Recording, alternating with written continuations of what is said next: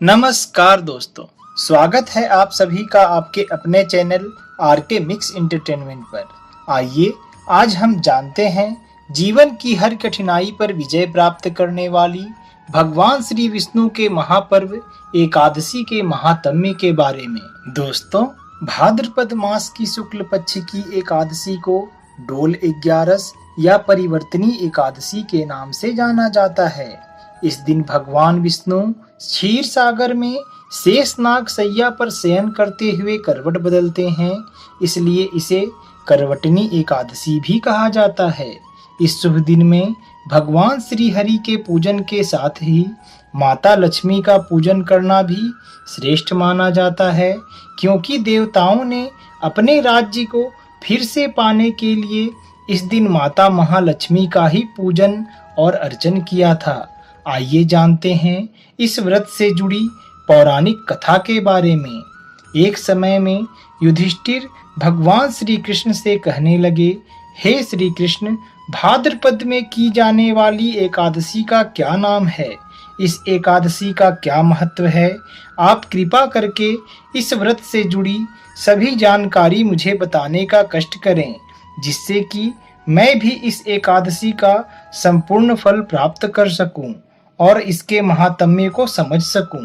तब भगवान श्री कृष्ण युधिष्ठिर को व्रत की कथा सुनाते हुए कहते हैं, हे युधिष्ठिर, इस पुण्य, स्वर्ग और मोक्ष को देने वाली तथा सभी पापों का नाश करने वाली उत्तम वामन एकादशी की कथा मैं तुमसे कहता हूँ। ध्यान पूर्वक सुनो। एक समय भक्त प्रहलाद के पौत्र राजा बलि, जो दैत्यों के राजा थे, अपने पराक्रम से तीनों लोकों पर अपना अधिपत्य स्थापित कर लेते हैं। राजा बलि असुर होने के बावजूद भी हमेशा धर्म कर्म में ही लीन रहते थे और हमेशा लोगों की मदद और सेवा करते थे। अपनी तप और भक्ति के बल से वे देवराज इंद्र के समतुल्य हो गए थे। अपने पुण्य कर्मों से अर्जित शक्ति के माध्यम से उन्होंने एक बार देवराज इंद्र को युद्ध में पराजित कर स्वर्गलोक पर अपना अधिपत्य स्थापित कर लिया था। परिणाम स्वरूप सभी देवतागण अपने गुरु बृहस्पति की अध्यक्षता में भगवान नारायण के पास आए और उनसे विनती की, हे नारायण, आप हमें इस विपत्ति से मुक्त करें। तब भगवान श्री विष्णु इंद्र को उनकी सहायता करने का आश्वासन देते हैं तथा वामन रूप में माता अदिति के गर्भ से उत्पन्न होने का वचन देते हैं और भाद्रपद मास की शुक्ल पक्ष की द्वादशी के दिन प्रभु माता अदिति के गर्भ से प्रकट हो इस धरती पर अवतार लेते हैं तथा ब्रह्मचारी ब्राह्मण का रूप धारण करते हैं। महर्षि कश्यप तथा माता अदिति के पुत्र भगवान श्री वामन का सभी ऋषिगण उपनयन संस्कार करते हैं और भगवान श्री वामन अपने उद्देश्य की पूर्ति के लिए कुछ समय पश्चात अपने माता पिता से आज्ञा लेकर राजा बलि के पास जाते हैं।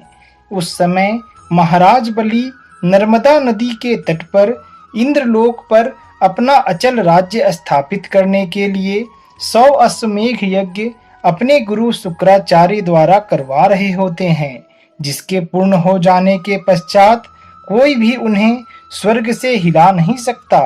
राजा बलि अपना अंतिम यज्ञ कर रहे होते हैं, तभी वामन अवतारी भगवान श्री विष्णु राजा बलि के पास पहुंच जाते हैं। वहां पहुंचकर वामन देव राजा बलि से भिक्षा के लिए प्रार्थना करते हैं। वामन देव की प्रार्थना पर राजा बलि ने बिना विचार किए वामन देव को भिक्षा देने का संकल्प ले लिया और वामन देव ने राजा बलि से केवल 3 पग भूमि दान में देने का वचन मांग लिया। जब वामन देव भूमि नापने लगे तो उस समय उनका शरीर विशालकाय रूप में परिवर्तित हो गया और अपने एक ही पग में उन्होंने सभी ग्रह, स्वर्गलोक, नक्षत्र और संपूर्ण ब्रह्मांड को नाप लिया और अपने दूसरे पग से उन्होंने पूरे पृथ्वी लोक को अपने अधीन कर लिया। जब उनके तीसरे पग को रखने का कोई स्थान नहीं रह जाता, तब राजा बलि के सामने संकट उत्पन्न हो जाता है कि यदि मैंने अपना वचन नहीं निभाया तो अधर्म हो जाएगा, और असमंजस की इस स्थिति में वह अपना सिर भगवान के आगे कर देते हैं और कहते हैं, हे भगवान, आप अपना तीसरा पग मेरे मस्तक पर रखें। वामन देव अपना पैर उनके मस्तक पर रखकर उन्हें पाताल लोक भेज देते हैं। राजा बलि की विनम्रता देखकर उन्होंने उसे वरदान दिया कि वे सदैव बलि महाराज के महल में निवास करेंगे, और इसके पश्चात महाराज बलि ने परिवर्तनी एकादशी के दिन अपने महल में वामन देव के विग्रह रूप की स्थापना की।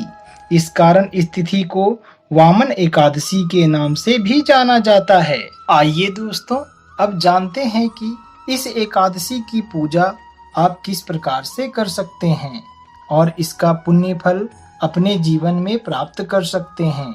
एकादशी के शुभ दिन में सुबह स्नान आदि करने के पश्चात साफ कपड़े पहनकर भगवान श्री वामन या फिर श्री हरि विष्णु की प्रतिमा के सामने बैठकर हाथ में गंगा जल लेकर व्रत का संकल्प लें।